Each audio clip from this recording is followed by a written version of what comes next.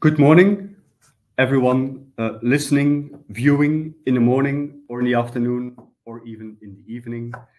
I'm here in the Microsoft office in Zaventem in Brussels, together with, as you can see also on the screen, Roel van Zon, who's joining us from the Netherlands, but he lives very close by where I'm based in Belgium.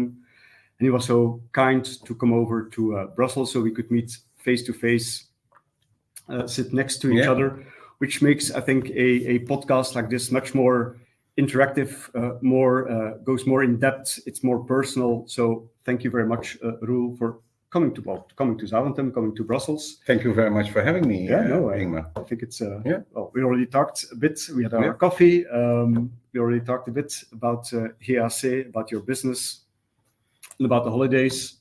Of course, it's coming up, the holidays. And good morning, afternoon, and evening, everybody also. So, yes.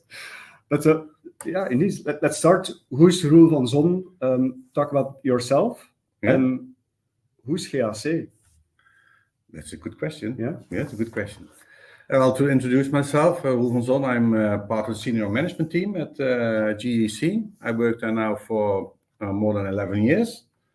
And responsible for all product lines that we offer to our customers. And GAC is a company that's based in the southern part of the Netherlands. Started in 1983, correct? 83. 83, yeah. Wow. In a small village in the southern part of the Netherlands. And we grew up to a company now today of 200 employees, serving 700 customers. With 3 locations in Oorschot, that's also a small town in the Netherlands. Here in Belgium, in Ghent, we have an office. And in Bunnik, the middle part of the Netherlands. Specializing with our team on Business Central and CRM, just the BizApps part of the Microsoft portfolio. And we serve that also with our customers in the wholesale companies, manufacturing companies, medical companies, professional services like accountancy firms, and education. That's the main part of our portfolio.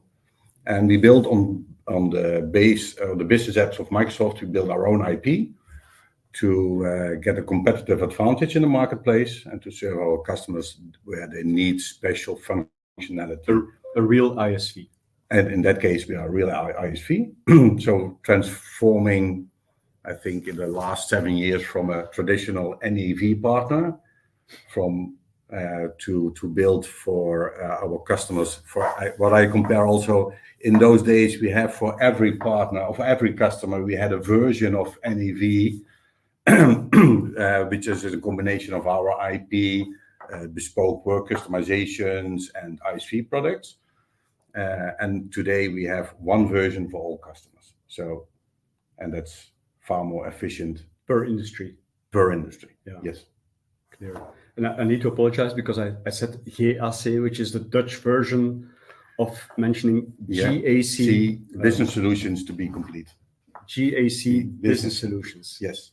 Okay, great. So, and last year, in 2021, we were acquired by the Broad Horizon at that period of time. It's today called TDN, the Digital Neighborhood. Okay. Which is a group of 11 tech companies that serves companies in the northern part of Europe. So in Netherlands, Denmark, Finland, and Germany. And we have about 1,300 employees and more than 2,000 customers as a group. Wow. And it's all in business applications? It's all Microsoft stack. So we have cloud companies and productivity companies that is like Pink in the Netherlands, maybe you know. Yeah, I know. Full stack that service Azure, Kubernetes services, security services, productivity suites from the Office suite. Sulava in Finland is also training and helping customers to adopt Microsoft technology.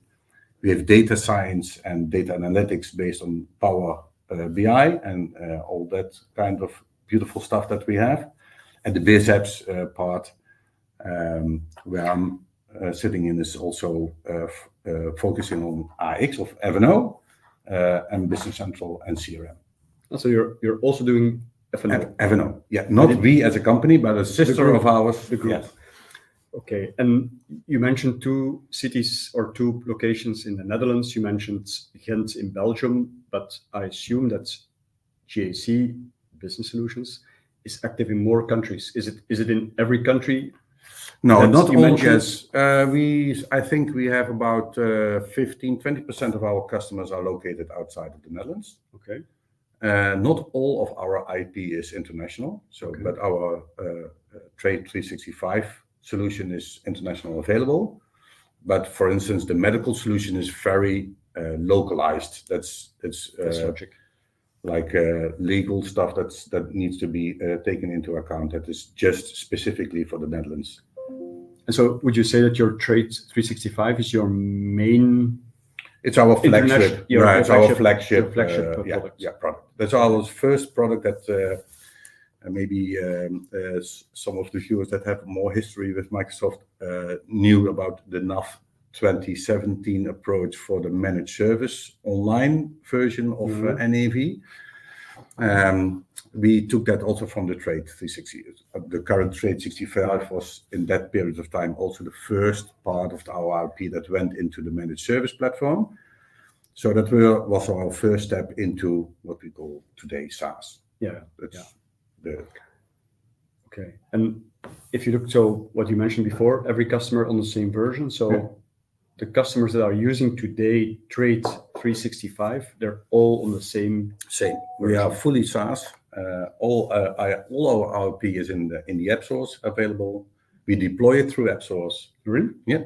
And so we have a close cooperation with Microsoft to push our software into the app source part. So you can use the trial option. You can deploy it very fast.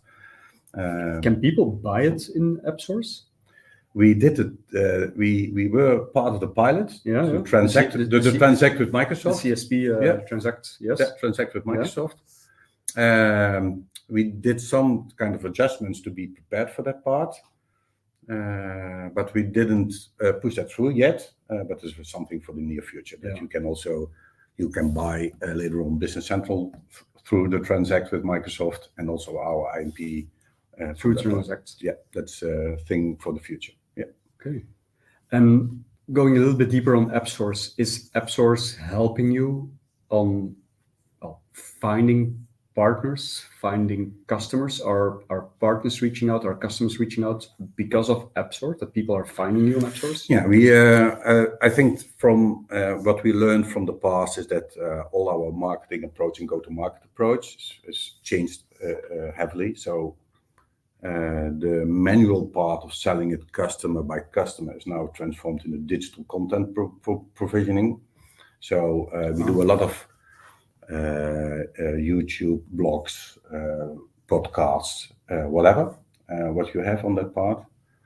We have a large collection of tutorials, how to use Power Platform in combination with Business Central, for instance, of how you can kickstart Power BI with Business Central or CE. So there's a lot of digital content available, and that's also redirecting it from AppSource into our website or vice versa. So people can, they do their journey on their own. And when they come to us, finally, in the sales stage, they basically know a lot of our solution already. And that's speeding up sales cycles. I can imagine that. And it reminds me, I'm taking a link to the car sales world. Before all the power was with the car salesperson, because he knew or she knew all the engines, all the colors. Well, now you can click through on a website, and then you say like, hey, I want to have this car. Yes. And the salesperson has a totally different function within the car sales world. Yeah. I imagine also in the Business Central, the business application space, indeed what you mentioned, YouTube tutorials, info sessions. Yeah. They're not known, that potential buyer, and then suddenly they get known by you or by GAC, having a lot of information already about Business Central and your solution itself. So it's total shift. Yes, we have versus 5 years ago. We have even subscribers on our channel that really pick up our information to see how we do it and what we are advising people to use it or how to use it. And they come on a regular basis back to us just for be informed in what's the capabilities for the next phase. So, yeah. Wow. So, well, we talked, if we can keep on Trade 365. So yes, your sales approach has changed. You mentioned that all the customers are on the same version. Logic question, that means that your development approach has also completely shifted from the past, where a customer could ask something like, hey, yeah, of course, we'll make that for you. And GAC started developing, here, dear customer. Well, now it's maybe another way of working. How do you manage that, well, with older customers that are used to having their specifics into their specific version, having now one version for all customers? Can you talk about that a bit? Yeah, I think that a lot of people can relate to it, that in the first stages of earlier days, most products were invented by projects. So a project driven by a customer was feeding the software development as a product. You get what we call in the Netherlands a child with a water head. I don't know what's the right English pronunciation for that. But what you see is that you had an accumulation of customer specifics combined in one product. That makes the product very complex, very difficult to describe from a functional base what it should do, and in the pace that it grows and grows, it gets more interacting with each other and generating conflicting and bugs and what have you. So. And it was also very difficult to deploy a customer to the next release. So those upgrades were very expensive because the one customer was on that version and another kind of on another version. So to put them into the right perspective and in the upgrade part, it was very difficult. What we did 7 years ago, we changed it and we said, okay, we go full SaaS only. So we build SaaS only, and if a customer wants to be on-premise, then he can reuse the SaaS environment to deploy that on-premise. But we don't build it anymore on-prem, all SaaS first. So the first step was to clean up all these different kind of customization that were in that software. And we did that very basically to examine what kind of parts of the software is actually used by the customer. So basically, we get rid of 30% of our functionality because that was just customer-specific developed and was generic, not applicable for all. And that part was really totally rebuilt in a SaaS environment. We didn't move old code to new code. We simply rebuilt everything that we had.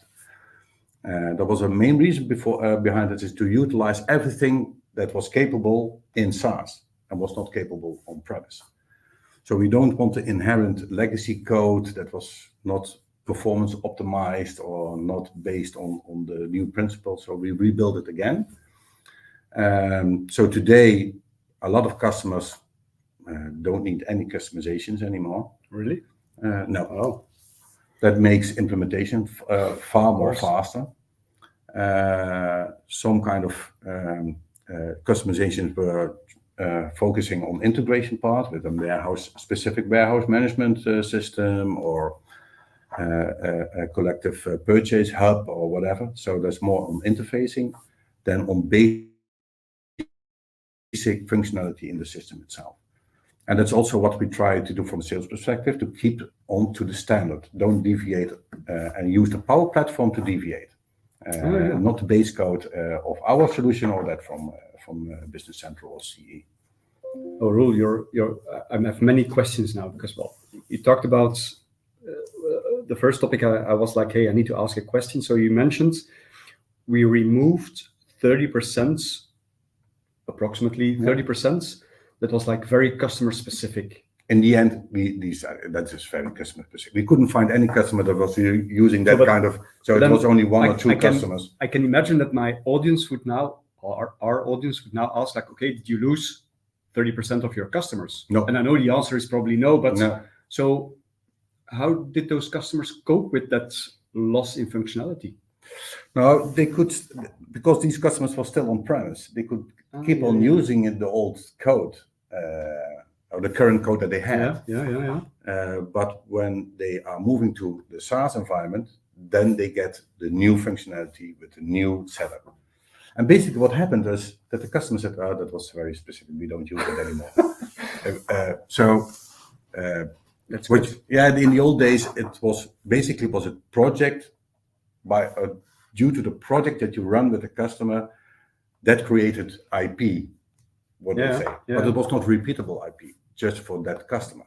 And to certify that customer, because that was something that needs to be done or was commercially approved to add that to the product code. But also your business model was different. Like, hey, every hour that you could sell or develop was part of your business model. Well, now it's more selling IP is your business model. Our 7 years ago, we sat together with our senior management and said, okay, how will the future look like?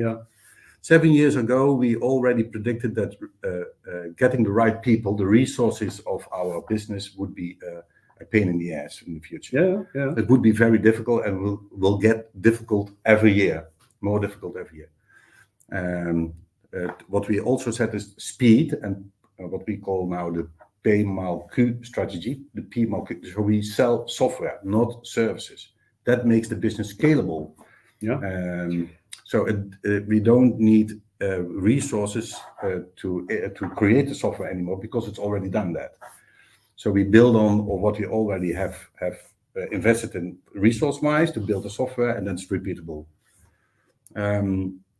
Also, what the benefit also from that perspective to have one version is that you can have lesser service personnel after sales. Of course. Because if you do the calculation, if you have your business model today and multiply it by 5, and you don't change anything, there are no people in the market to acquire to serve that in the same manner. So you need to be more efficient, more collective, more repeatable. So that's what's happening in the shift from the old model to the new model. And still we have a lot of large customers that demands heavily customizations. And that's power. And that's basically power, or there are a lot of people, customers, our largest customers come to us because we have a in-depth knowledge. We have a very in-depth knowledge in how you build right solutions in the SaaS environment. So they want to have our knowledge in their projects, and that's fine for us. But it's not based on our strategy. The strategy is to sell our standard IP. And our ambition is to have more than 2,000 new customers, new named users in our portfolio, in our customer base to reach our goal of 150,000 happy users with our customers. Wow. And if I may ask, by when? 2033. Okay, so 9 more years. 9 more years, yes. Wow, it's very ambitious. Yes, but that's what I always said also internally with our people is, imagine that we have today 150,000 happy users. How will our organization look like? Do we have then 1,000 people or something like that? And are these people there? Or should we be more smarter, cleverer, and more efficient to support these customers? And utilize things like our own co-pilots or artificial intelligence to support these transitions. So the more you talk, Roel, we're going to keep on talking because I get more and more questions. Yeah, of course. That's why I'm here. You mentioned like, hey, we're using PowerApps for light customizations, I imagine, instead of using Business Central for specific customer requests. Is that because it's easier to do it in PowerApps versus Business Central, or is it has to do with like, hey, that one version? Are you sometimes really going beyond light modifications with PowerApps and saying like, hey, we see the potential of PowerApps in building quick really solutions that are surrounding Business Central. And let me also touch then CRM. How do you look at PowerApps Business Central? Because I'm asking that because I'm hearing from a lot of Business Central partners like, hey, no, we develop everything in Business Central. One, because it's very easy, it's cheap for the customer, or cheaper versus PowerApps. With PowerApps, you still have to buy PowerApps licenses. So can you talk a bit about that? Yeah, but maybe to fill in a little bit of the gap is our base code of Trade 365 or all our IP is built together with our customers in a product board. So every product line has a product board. Okay. There we collect all the new features that will be needed tomorrow or next year or whatever. So they have a midterm vision of how the software should be developing itself. So for every 2 times a year, like similar to just like Microsoft, we deliver new functionality in that arena. So the base code is still developing itself. But what you see is, from a policy perspective, we invest heavily in this development environment to have a consistent, high quality, and of course bug-free, because Microsoft is not happy if we have hot fixes that they have to deploy in our environments. But we divided the total budget for product development, 30% max should go to bug fixing or error fixing or legacy depths that are still there in technical depths that are still there in the application. 30% should go to extending existing functionality, and 30% of the budget needs to go to innovation. So 30% of our total budget of product development is going into today, of course, Copilot, artificial intelligence, process automation, and that kind of stuff. So from that collective perspective, we also looked at how we can enable a Power Platform, because Business Central out of the box doesn't give you the opportunity to deploy everything from a Power Platform perspective. That's the first thing we do, is fill in all the gaps from Microsoft. So if you buy our suite, you get also the deployment of all accessibility of the Power Platform tables in Business Central. Really? Wow. That's built in. It's in your subscription. It's included. Yeah. We don't try to reset it, because we want to enable a customer to deploy the technology from Microsoft and ourselves to the full length. We enable the customer to do the first mile, and then he have to pick it up and do the last mile and see how we want to deploy it. Of course, and that's also always a debate, if there is no value, everything is expensive. Of course.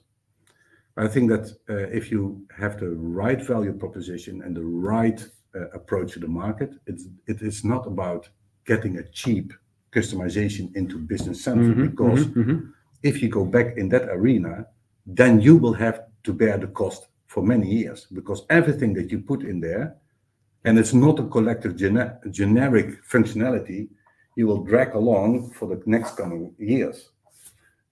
So for who Very true. Yeah. Who are you serving then? Are you serving really the customer, or do you lack then the value proposition to motivate the customer to put up the first step to create the value that he needs? Because if you make the calculation and he can utilize the total platform in full length between Business Central, CE, and the Power Platform, then the benefit is there for the customer, because he can react very quickly to changes in the marketplace. He doesn't depend on us to be available, to have the resources available for them. So we try to educate our customers to utilize everything that's there. It's super because insightful. I'm learning, Roel. it's really if you look at if I hear that, I always think of the past. No, you're right. You're spot on. When you were talking about it, I was like, you're. It's all in the past. Our value as a VAR was to create the most cheapest possible solution for the customer. But he was still hanging there in old technology, because if the pace is stepping up, then the cost of getting back into the right arena. A couple of months ago, someone told me, is that business model economically sustainable? And that's in fact what you are talking about. Like, is it sustainable economically for GAC, for the customer, to have that customization in Business Central? Long term, what you're saying, no, it's not. That's why PowerApps, or where PowerApps comes in. Yeah, but it's the same as Power BI. I talk a lot of customers that are still investing heavily in getting an invoice out on paper. Yeah, I can do a lot of RDLC or whatever but having the conversation with the customer to do it electronically and digital, instead of have a ping pong session about footers and headers and lines and letter types and that kind of stuff. I think that everybody knows that's still a tedious job to get that right. And the more complex your solution is, the more complex the invoice is. And then it should be multi-language and multi-label.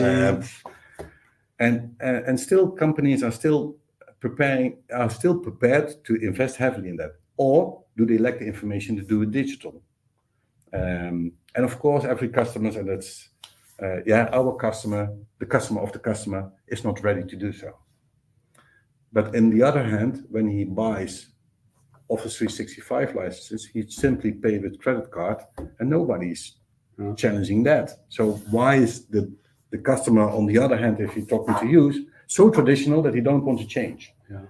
So maybe that's a lack of conversation or a lack of value assessment. Interesting. How you should proceed. There's still wholesale companies in the Netherlands that don't have a web shop. Of course, it's possible. They have a very specific niche product with a fixed customer set. They don't need it. They don't need it. They maybe need a partner portal instead of a web portal. Yeah. And then you, if you then can access that with the Power Pages, and to disclose and close these processes that needs to be behind, they don't have any benefit with a Magento web shop or Sana or whatever. They want to have a partner portal. Yeah. And then they want to include all these data in that part. My almost last question, Roel, because time flies. We were talking about earlier about our children, how time flies. Yeah. But you mentioned innovation, you talked about Copilot, you mentioned AI. What I'm always struggling with is that Microsoft is throwing a lot of innovation towards a partner, or to the partner ecosystem. How do you decide what kind of innovation you're picking up and where you're going to innovate? Because I can imagine that not all innovation that Microsoft is sharing or is sharing with partners, that everything is valuable for GAC, for your customer base. So how do you come to the point like, hey, that's where we're going to invest, and this is where we're not going to invest? How do you do that? The answer is very simple. It's by listening very carefully to our customers. GAC is operating in a mid-market space in the Netherlands. And in the mid-market, the typical buy behavior of our customers, they want us as a GAC to define what the best route is. So they want to have basically off-the-shelf products, off-the-shelf solutions, or off-the-shelf roadmaps to how to proceed to implement new technology, new functionality, or whatever. That's what they expect from us as a GAC, to be the partner for their IT roadmap and initiatives. The only way to be successful is to then carefully listen to our customers. How is their agenda? What is their pace? What is the pace that they want to adopt to these new technology? How do they perceive these new technology? Is it applicable for them in this arena? And how far are they with the mindset on a board level to really invest in A, B, or C? And that's the only way to move forward. So we get a lot of information, a lot of initiatives. Microsoft is investing heavily in IE and Copilot and what have you. And what you see also with the Copilot initiative from Microsoft, they are not, if we translate it, they're just coming things short. And that's no problem. That's fine, because then we have also some value. And that's when we start the conversation with our customers. What are you missing? What you want to use it for? Is it applicable in your business? So, and to listen carefully to our customers, that points us in the right direction, what we should do, how we should pick it up. So that's why we now offering envisioning workshops with our customers for IE and what have you. Use it also in our own product IP to set the first steps there, what is possible and what's not. Like I mentioned before, we have students that are using IE in our product lines and are surprisingly come up with brilliant solutions. Like one of the students is just graduated, and he accomplished that based on just saying to a builder, IE builder, not IE builder from Microsoft, to say, okay, this is my endpoint where I want to talk to, and this is the Business Central interface. I want to have that you chat this kind of information back and forth. And then the bot come up with, okay, then is this the template that you should use? These are the messages, and this is the code that you can apply to get the communication and integration between these 2 points. Brilliant. That's really brilliant. Brilliant. And so there are first initial steps, and that optimizes our capabilities and value. But still, and it's very obvious that customers want to use that kind of functionality because they don't need engineers to do it anymore. So they can do it by themselves. And that's not based on the philosophy to eliminate our engineering capacity. But I predict that if data is becoming so important for artificial intelligence, everybody knows that is no data, you don't have any great answers from these machine learning capabilities. A customer will start using more and more data points to have a compressive set of data.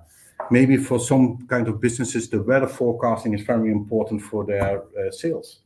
And if that's important for their sales, it will be also important for their inventory management. So maybe sources that they don't apply today will be applicable tomorrow. So interfacing and integration with other data sources will be becoming more and more important. And that's what I expect that will happen. If that is happening, that needs to be seen in the future. But just preparing for these kind of initiatives and make it more easier for customers to apply this kind of technology, then it becomes very important to follow. And also listening to the customers, where do you think that can you use this kind of technology in your business? And we have a lot of conversations on that part as well. And that is pointing in the right directions. So super interesting. Yeah. Last question. It is, well, I guess it would be my last question. It's always my last question, Roel. If there would be one thing that Microsoft should do regarding business applications from a go-to-market perspective or development that would benefit not only your business, your ISV business, but would benefit many ISVs like GAC, what would be your one suggestion to Microsoft? Like, hey, this is would really help our business moving forward. What would that be? Well, if you look at a technology standpoint, and I think there was a lot of progression made if you compare it to a couple of years ago, is that the Business Central is getting more and more embedded into the platform, but it is still some kind of island in a total platform. Of course, you can connect with the Dataverse, but it's still a connection with the Dataverse. It's not really embedded in the Dataverse. So it's still a duckling in the big pond. And from a technology standpoint, I think everybody can benefit very intensively if that's really embedded into the Dataverse. Yeah. Not with the synchronization that you can set up, and that's nice. That's a first step, but it's not a real. Okay. It's not really gaining momentum in the marketplace or utilizing the total capacity and capabilities of the platform as such. And can you explain to me and to our viewers? Imagine that tomorrow there would be like a native integration between Business Central, or not integration, but like nativity between Business Central and Dataverse. Is it that mainly this will help you from a technology perspective, from a development perspective, less development to be done, or do you see also commercial benefits? I think a lot of commercial benefits, because everything that we now do to access data from outside, or to integrate with CRM, or to share information back and forth with CRM, is if it's part of the Dataverse, then it's the fluent system. And also Fabric, Power BI, the Power Platform, it's all sitting on Dataverse. It's true. And then you can maximize the capabilities from a commercial perspective and of the platform. On the platform, the whole platform. From the whole platform. And I think that's from a commercial perspective, but also from a technology perspective. But most of all, from a value for the customer, it will generate a lot of more business opportunities. Okay. Roel, I said 30 minutes, but I'm looking here at 37 minutes. Okay. We've been talking. It has been super, well, at least for me, super interesting. I've learned a lot. I think I should do it more face to face, because I think it's much more personal, impactful. Yeah. Thank you very much. Thank you for having me again. Next time we'll have the podcast or the video podcast at your site. Yeah. Because you have a podcast room. Yeah. Yes. Thank you very much. You're welcome. And looking forward to the next call. Okay. Thank you very much. Thank you. Bye-bye, everyone. Bye-bye.